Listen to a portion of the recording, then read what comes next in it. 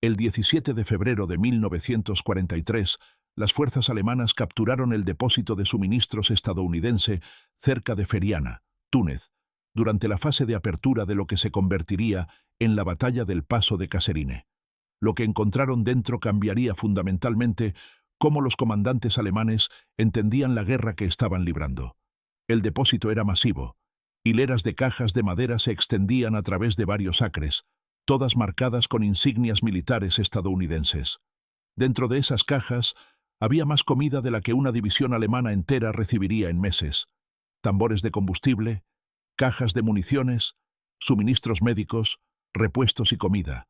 Montañas de comida que los soldados alemanes, hambrientos durante meses, desgarraron con manos desesperadas.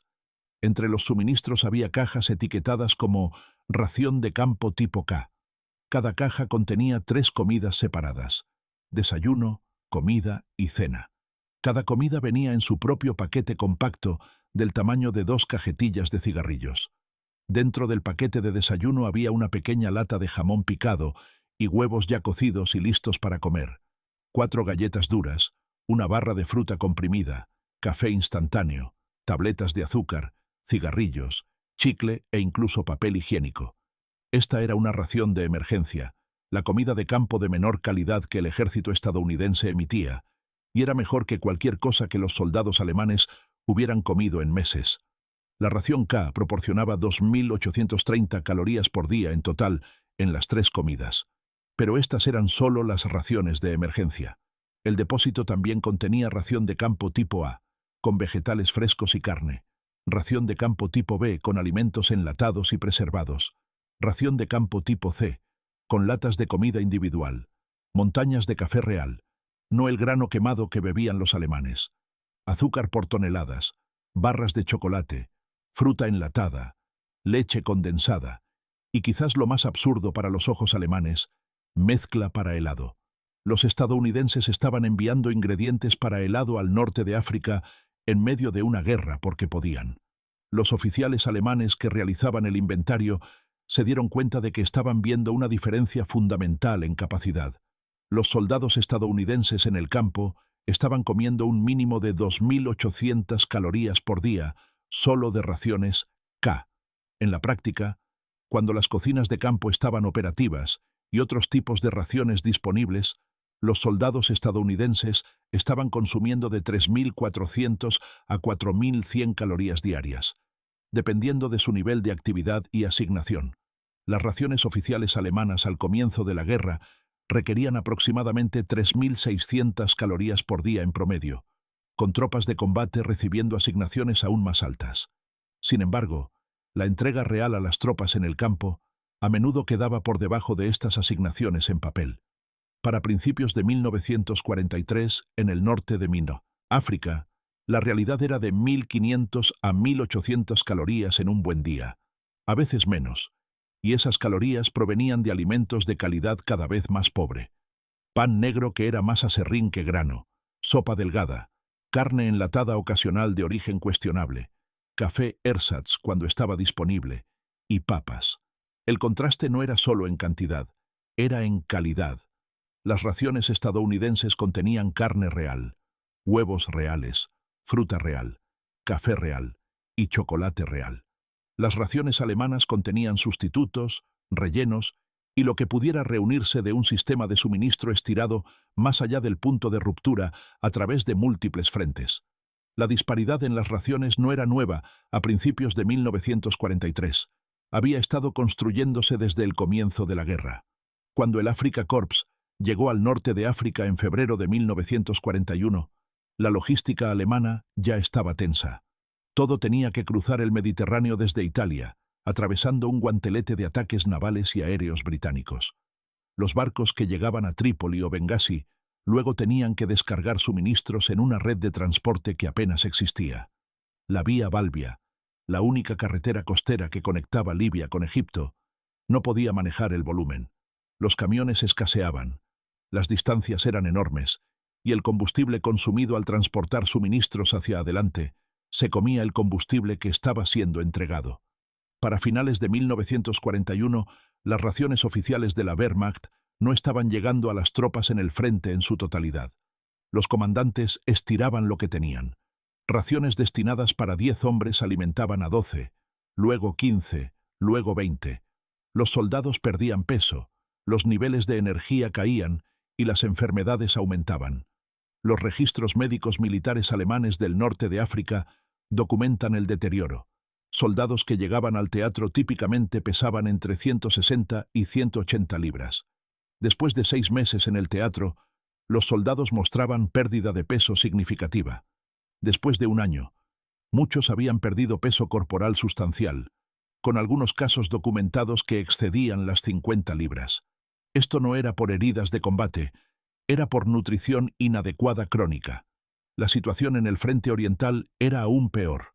La Operación Barbarroja, lanzada en junio de 1941, fue planeada como una campaña de 3 a 4 meses. Destruir el Ejército Rojo, capturar Moscú y forzar la rendición soviética antes del invierno. La logística fue planeada en consecuencia, ligera y móvil, suficiente para una campaña corta, pero no funcionó de esa manera. El Ejército Rojo no colapsó. Las fuerzas soviéticas intercambiaron espacio por tiempo, retrocediendo cientos de millas mientras destruían infraestructura y suministros. Las líneas de suministro alemanas se extendieron a través de distancias que la logística alemana simplemente no podía soportar. Para noviembre de 1941, los ejércitos alemanes estaban a cientos de millas dentro del territorio soviético con líneas de suministro al borde del colapso. Luego llegó el invierno ruso. Las fuerzas de la Wehrmacht tenían ropa de invierno, estaba en almacenes en Alemania, pero no había suficientes trenes para transportarla hacia adelante. No había suficientes camiones. Todo lo disponible estaba enfocado en mover municiones y combustible. La comida y la ropa venían en segundo lugar, a veces en tercero, a veces para nada. Los registros militares alemanes documentan el resultado. En diciembre de 1941, las temperaturas cayeron a 30 de Gewüsser y por debajo. Los soldados alemanes, muchos todavía usando uniformes de verano, se congelaron. También se murieron de hambre. Con la logística colapsando, las entregas de comida se volvieron irregulares. Las unidades pasaban días con raciones mínimas. Las comidas calientes se volvieron imposibles cuando el combustible para cocinar no estaba disponible. Los hombres comían pan congelado y lo que pudieran recolectar. Para mediados de 1942, las raciones alemanas en todos los frentes habían disminuido de las asignaciones oficiales. Las raciones en papel todavía se veían adecuadas. La realidad era diferente. En Stalingrado, en septiembre de 1942, los soldados alemanes estaban recibiendo 1.800 calorías por día. Para diciembre, las fuerzas cercadas estaban reducidas a 100 gramos de pan diarios, aproximadamente 400 calorías en total. Los soldados se morían de hambre mientras luchaban en una de las batallas urbanas más brutales de la historia. Los soldados estadounidenses, mientras tanto, continuaban comiendo bien. Estudios conducidos por el Cuerpo de Intendencia del Ejército de los Estados Unidos durante la guerra documentaron la ingesta calórica real. En guarnición, los soldados estadounidenses consumían de 3.400 a 3.800 calorías por día. En entrenamiento de campo y operaciones de combate, el rango era de 3.200 a 4.100 calorías. Estas cifras eran consistentes a través de todos los teatros: Europa, norte de África, Italia e islas del Pacífico. La logística estadounidense cumplía. El ejército estadounidense trataba la comida como una prioridad estratégica. El cuerpo de intendencia empleaba miles de personal enfocados únicamente en alimentar a las tropas. Las cadenas de suministro fueron construidas para mover comida junto con municiones y combustible.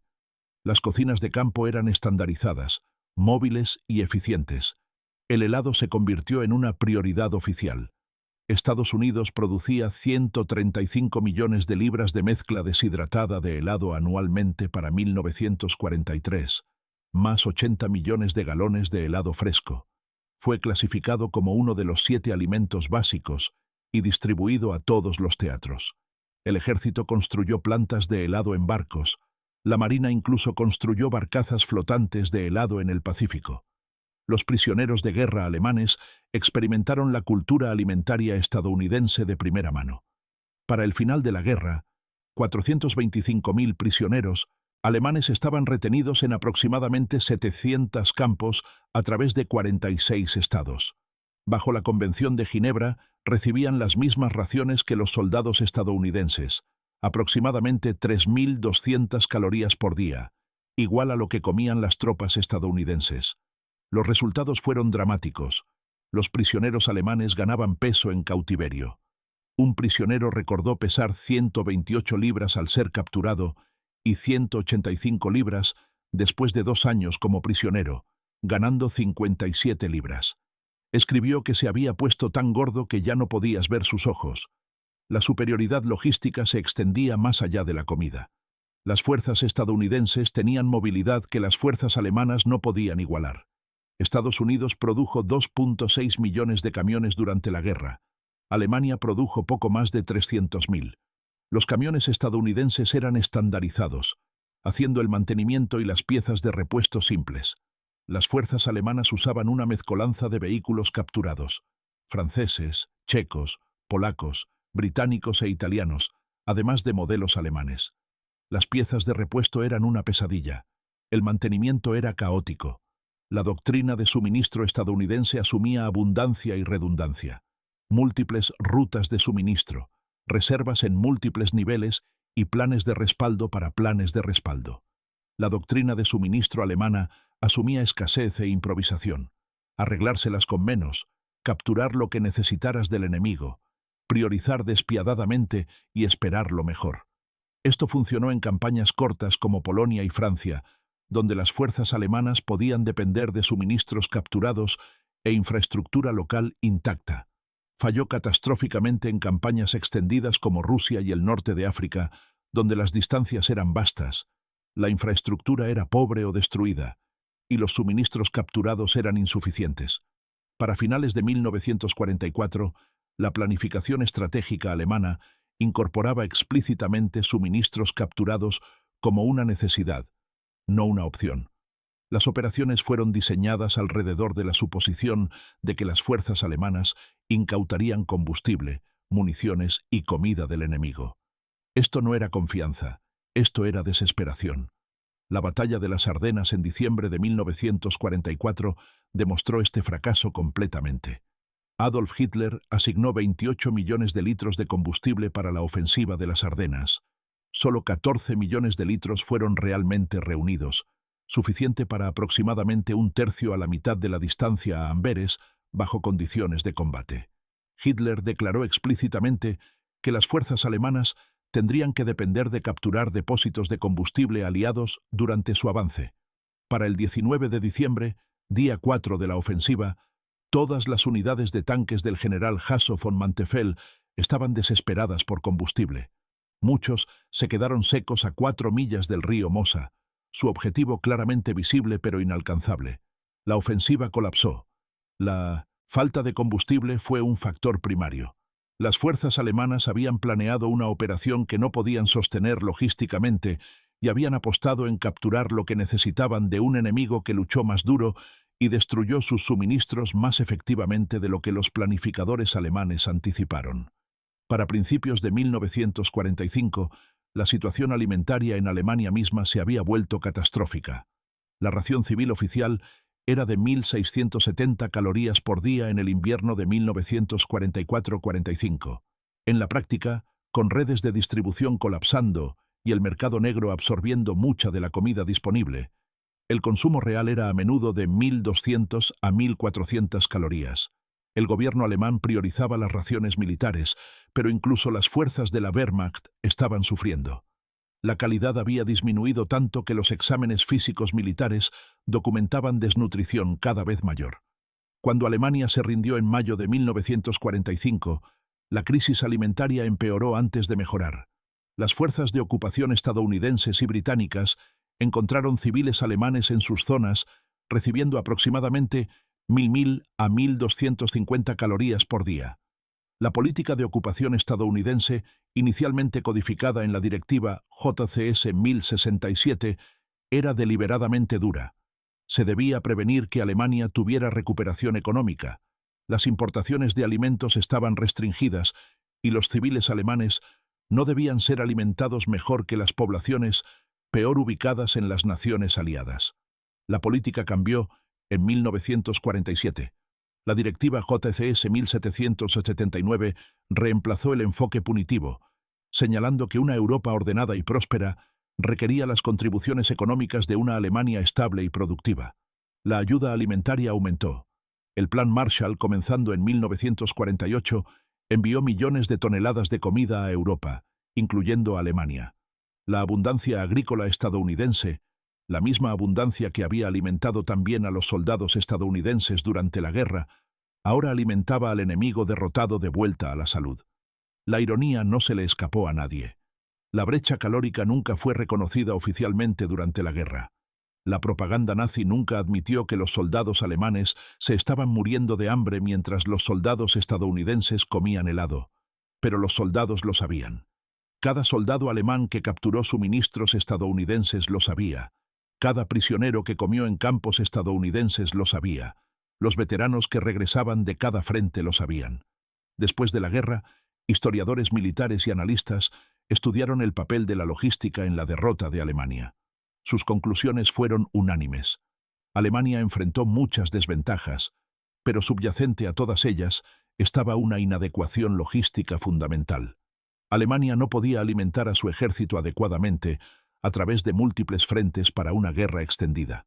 Por lo tanto, Alemania no podía sostener el esfuerzo de guerra. Por lo tanto, Alemania perdió. La lección fundamental era clara, y permanece clara hoy. La guerra moderna es decidida por la logística. Un ejército marcha sobre su estómago, como supuestamente dijo Napoleón. Alimenta bien a tus soldados, y pueden luchar efectivamente. Mata de hambre a tus soldados, y perderán independientemente del coraje, entrenamiento o habilidad táctica. Esto no es teoría militar abstracta. Esto es hecho histórico documentado en millones de informes de raciones, registros médicos y análisis posteriores a la acción de todos los lados del conflicto.